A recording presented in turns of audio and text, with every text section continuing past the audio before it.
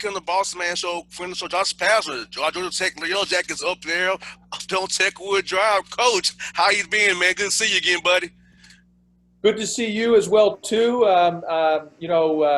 Usually we're talking via the phone and this, but because of COVID, we're not able to talk now, virtually through Zoom. And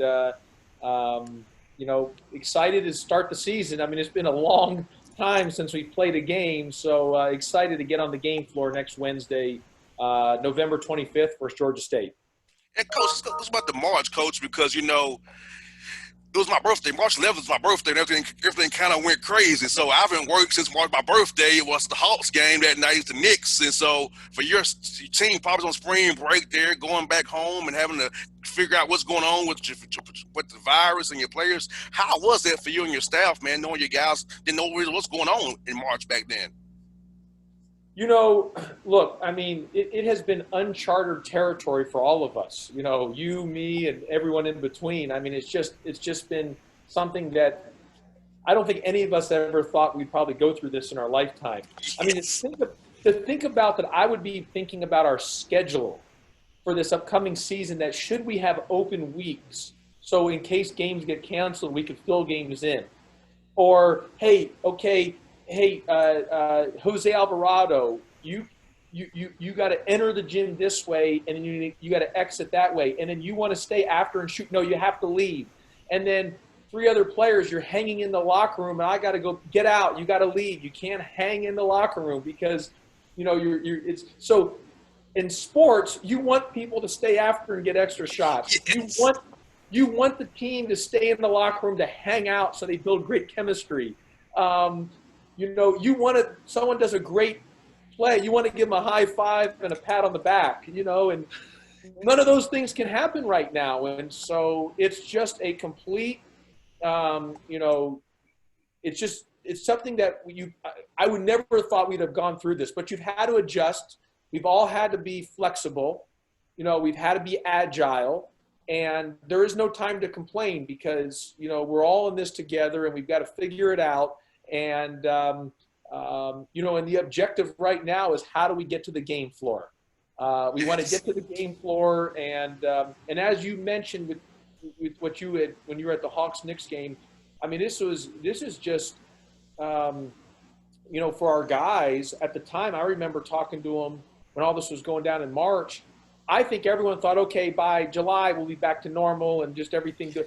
And here we are, the guys have said to me, Coach, I can't believe that we're, no fans in the arena, no this, no that, so that's just kind of where it is. So we just got to keep our fingers crossed, hopefully get to the games, and that will be good for everyone if we can get on the floor.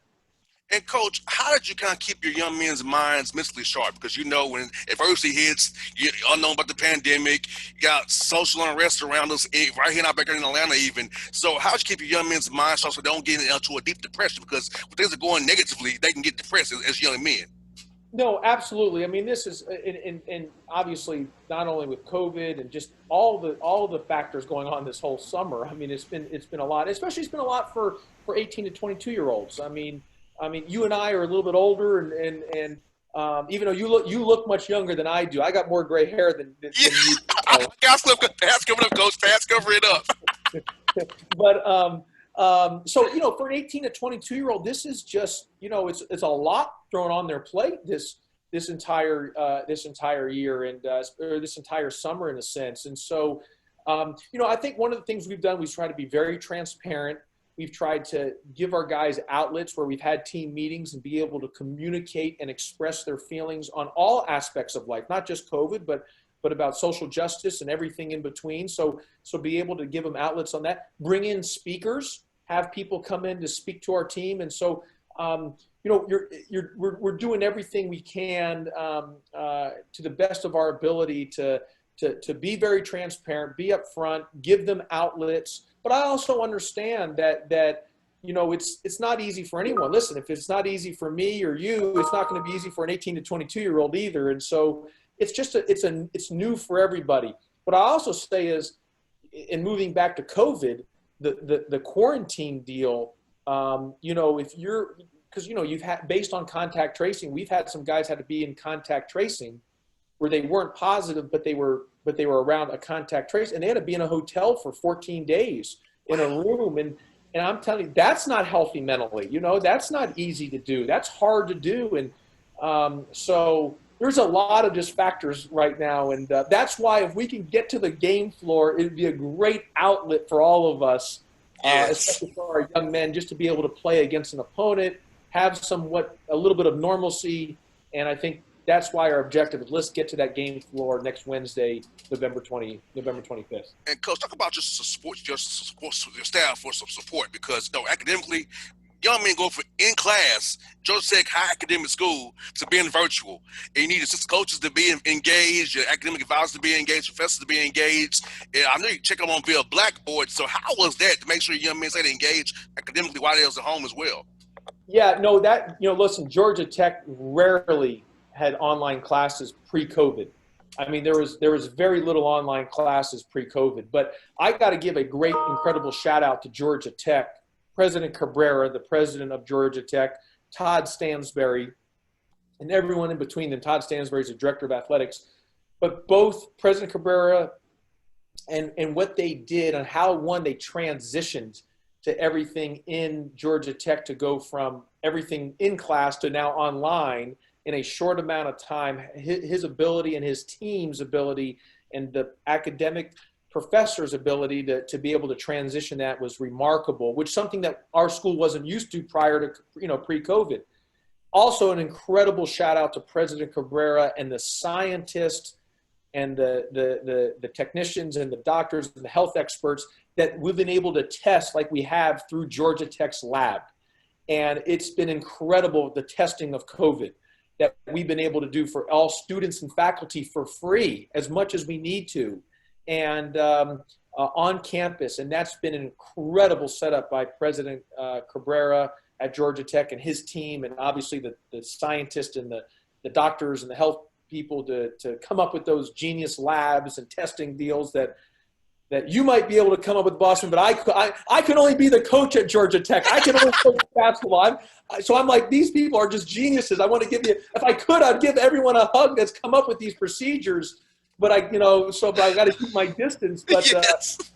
but that being said, it's been an incredible deal at Georgia Tech. I think they've been really ahead of the curve, and our guys have done a great job on trying to adjust. And it's been interesting. A couple of our guys are like, Coach, I want to go back to in the classroom. Like, Coach, I'll never miss another class again. I'll never miss another class. I want to go back to the classroom. So I think through this time period, it's also made people say, okay, I don't want to take for granted some of the things previously that we had that maybe we did take for granted, pre-COVID.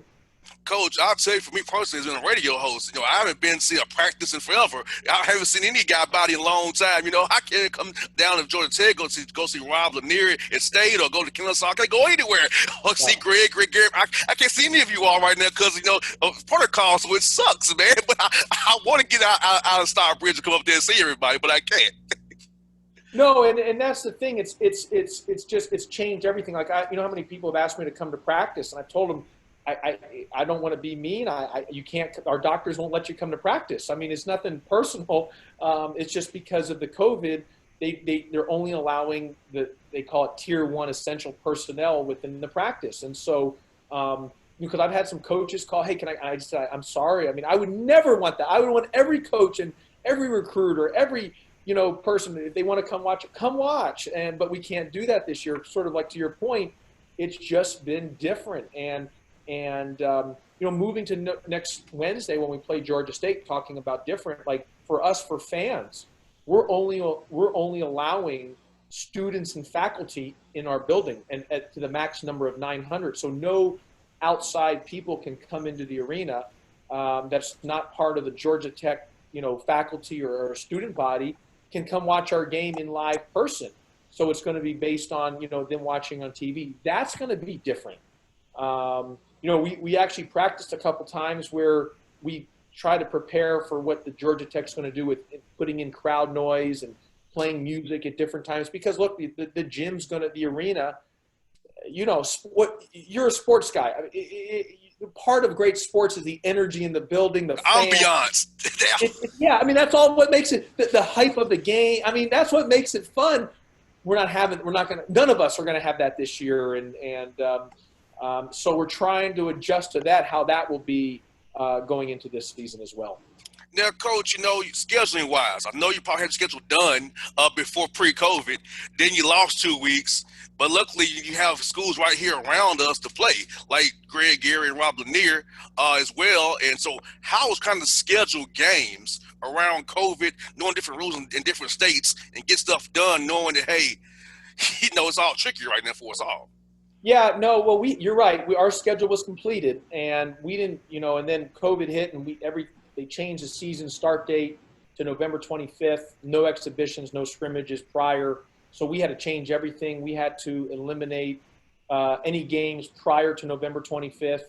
And the other thing with that is, we had to move some games around, but we also budget. I mean, I've told people like the financial aspect of it, because of the different things, and especially with football not having the max number of fans and obviously us not being able to have season tickets, financials become an issue. So you really try to do the best you can to play local schools where the travel is very minimal. Maybe it's just a bus ride and whatever it is. So we've been fortunate. Our 2 opening games are at home at McCamish, but we're playing Georgia State, and then we're playing Mercer, 2 local schools. They'll both just obviously can bus back and forth. And for us, and then, moving forward, I don't think it's not just going to be the this year deal. I think even for the next couple of years, we're going to all have to look at playing regionally in non-conference games for budget-wise, and until we can kind of things can kind of get back to normal in a sense. And I think you can see that all through sports, especially in college athletics. I think moving forward, you'll see a lot of all sports, of all teams, really start playing more regionalized because to minimizing the cost of travel based on budget. Most definitely, Coach. I'm asking you now for you, trying to put your stuff in for as out of bounds, like basic offense, defenses. How was that being when you only have so many guys in a certain amount of time in the gym and no scrimmages now? And you have to kind of figure out rotations on the fly. Rather have a scrimmages to figure out who's going to play how many minutes, who's going to play here, who works best together. So how was that to put those pieces together, Coach? Yeah, no, that's going to be a difficult part of it. I mean, I think we're all in the same boat. So of all the teams, I think going into the season or going into your first game, you're probably going to be, maybe a little rusty on some different things. You're not going to have everything in, like you said. It's impossible. It's just, it's just not going to happen. So you're going to have to kind of just piece it together as you move forward. What I would say for us and our advantage is we're a veteran team. We're an older team. So the good news with that is a lot of the stuff we could have done maybe in the past, I don't have to reteach everything for the whole year, that they can kind of just pick up on. So we do have a veteran group. I think having older guys for this 1 year especially does help, does make a difference. But I think there's going to be no question that there's going to be, early season, you could see all across the country, you could see surprising scores and results.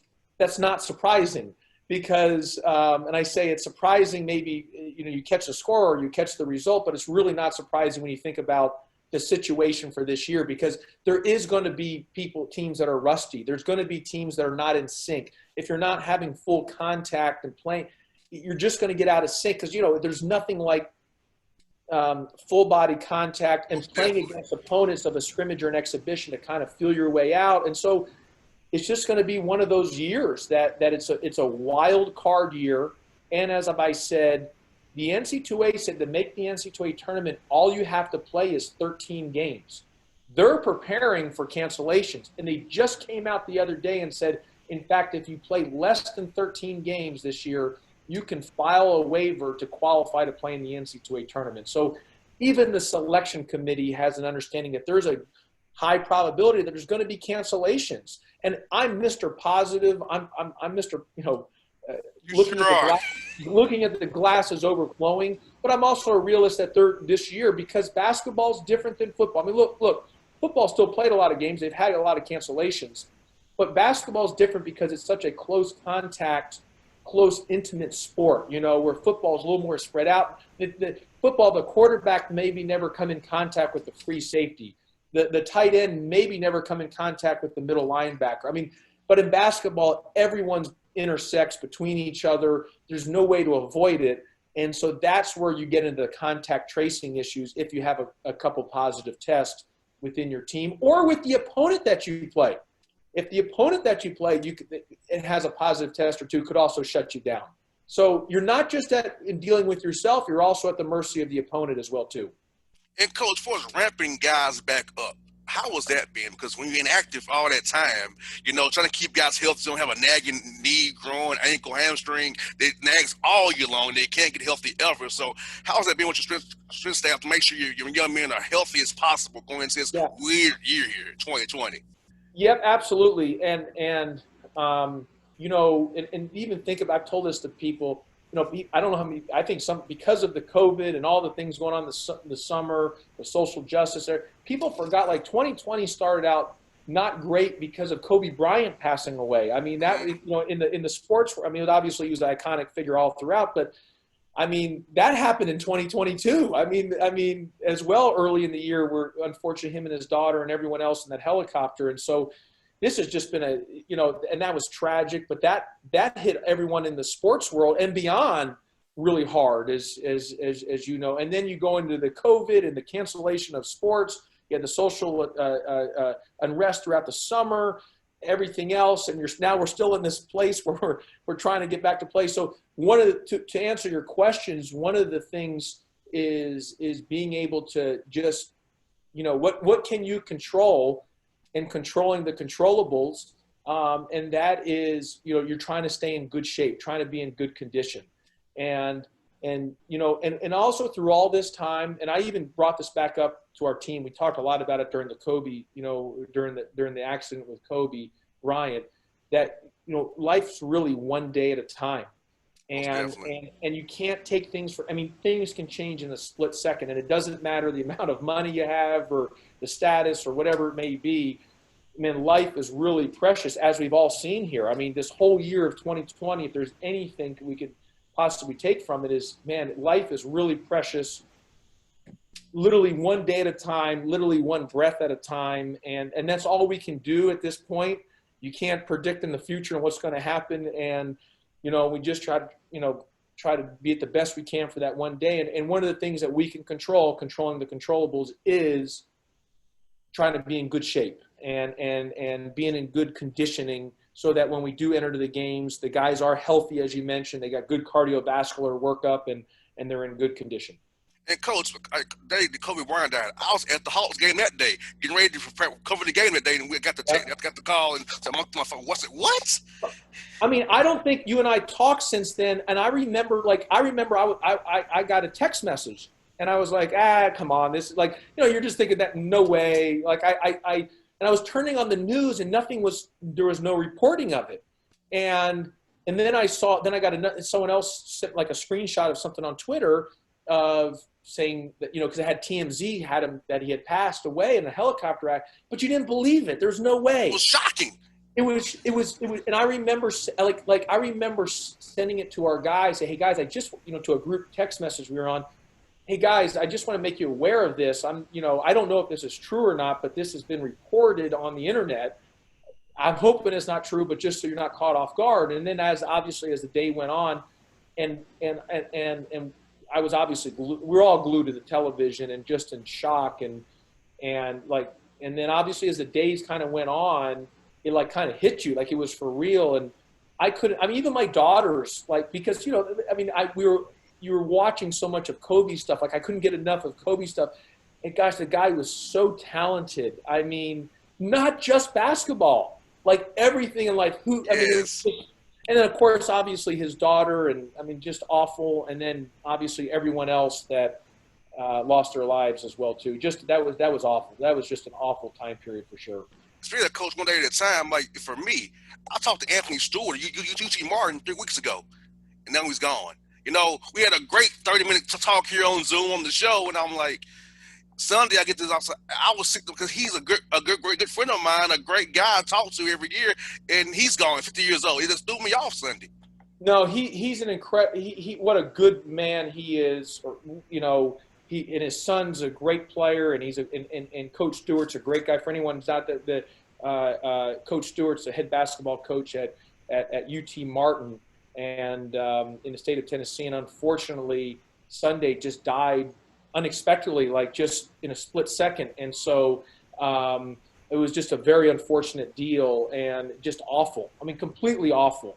And yes, I do know Coach, and just it was awful, and it was just a terrible, terrible deal. I mean, my heart, prayers, thoughts go out to their family on such a uh, awful deal.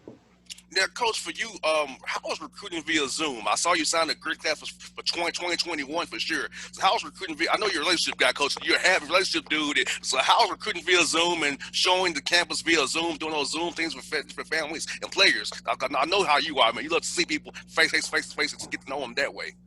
Yeah, that's been a real interesting viewpoint from us because you're right. I'm a way better recruiter in person, dealing with people. I'm a hugger. I like to hug people and be in their homes and have that energy so they can feel my energy. Zoom, it's a little different because you could be having a conversation ready to hit the strong point and boom, the internet goes out on you. So, but we were very, very fortunate. We signed a great class. We signed 3 really good players. And my assistant coaches just did a phenomenal job. And all 3 players we signed are really good.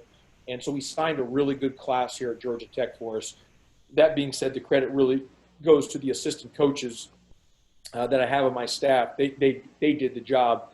I made sure I didn't screw it up. The assistants did the job. So we ended up with a really, really good class. But you're right, Bossman. I prefer being in person. It'd be like me coming to your home.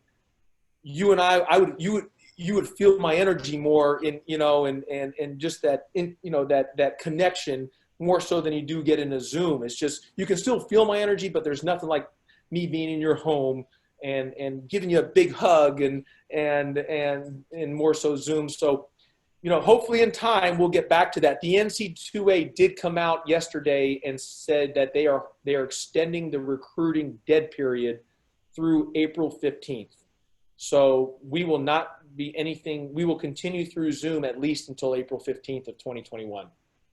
Now, Coach, for you, man, I know you're a real positive guy, man, and I know you've been on these Zooms all summer long. Guys told me how great your Zooms have been with other coaches. So talk about that, man. How fun was getting with other coaches and sharing ideas with less combative, you share it, just talk as coaches and sharing experience with each other. Yeah, no, I mean, that's what we've done. We've been, because of a lot of free time that you've been able to, get on clinics and talk to different coaches and try to share knowledge, pick up knowledge. Share ideas and try to stay as sharp as possible. And it really gave us time where coaches, beforehand, pre-COVID, all these clinics, you'd fly to the places, there'd be, only a certain group, if you're in that area to come watch you speak. Now, because of post-COVID of the Zoom, I could be doing a clinic and someone in Australia, could be listening and then send me an email. Hey, I heard you're something about, or I can see a coach do a presentation that's a great coach in Europe about their offense or defense. Whereas pre-COVID, I would have had to go to Europe to hear him speak. He or she speak. Because of COVID, everything for basketball, they've been able to do things online through Zoom to clinics, and you've been able to share a lot of knowledge with each other, and that's been really healthy, I think, for the game. Coach, I'll ask you about a good friend of you and I both, Coach Randy Peel. He's a close friend of mine, a mentor to me. He's helped me out a lot of my life. So tell us about Coach Peel, what he's meant to you. And he talks very highly of you, Coach. He says you're a great guy. He's happy to hear you be on the show today with me. Yeah. Coach Peel is awesome. Been around a long time. He's been very successful, Coach. He's just a good man. He's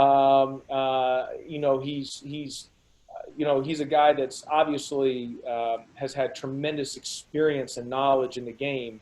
And I've learned a lot from him personally. And then on top of that, he's as good of a coach and talent evaluator and individual instruction guy and all those things that you do with basketball. He's even a better person, and he's excellent. He's awesome, and so he's been great in the profession, and wherever he's been, they've done very well, and they've won games, and he's been a been a big contributor in all of basketball for many coaches throughout the country. Coach, I want to give you a compliment because you built this job as a total rebuild job. We all do that. You've got this thing set on a great direction, Coach. I know when you took it over, man. Hey, I was commend. You've done a great job, Coach. You've done a great job in this program. I want to say you've done a great job, and I want to say keep up the good work, man. I love it. Well, I appreciate you saying that, and all credit for that to happen. First of all, the players. Obviously, you don't win any game. Players win games. Coaches lose games. Players win games. So all credit goes to the student athletes. Secondly, the staffs that I had, the assistant coaches and the support staff has been incredible. My entire time at Georgia Tech, we've had such good guys. I've always had, even dating back to Memphis, I've always had great staff members. And then my bosses, I've had incredible bosses. My current athletic director, obviously Mr. Stansberry, Mike Babinski hired me, so I'm so thankful for him. But Mr. Stansberry is just, he's love him, incredible. He's awesome. I've had two presidents here, and President Peterson, who's just been so awesome as well, and then President Cabrera, who's now the current, who's just as awesome, and he's great. So just thankful for everyone, and now we got to do our job, get on the floor, and try to win some games. Coach, I'll be cheering for you guys. Y'all's been good to me over the years inside Memphis, man. I always do this at least once a year, man. So best of luck to you, Coach Pastner. Be safe, buddy. Hope to see you real soon once this state loosens up for us, man. Yeah, I look forward to having you back in our arena. And if it doesn't happen in this season, you'll be watching on TV and being able to, through the internet. But my fingers are extremely crossed, and I'm keeping positive vibes that 21-22 season, we're all back to normal, packed arenas, packed crowds, the energy back, and so we got to do this one year where we got to kind of handle it like this. We got it. Let's keep our energy focused to 21-22, where everyone can be back in the arena with the loud noise and get back to the home court advantage. And seeing you coaching them up real good, because you're always coaching with passion, Coach. I love it, man. You're the best, man. Thank you so much, Coach. Always. Thank you so much as well. Coach, be safe, man.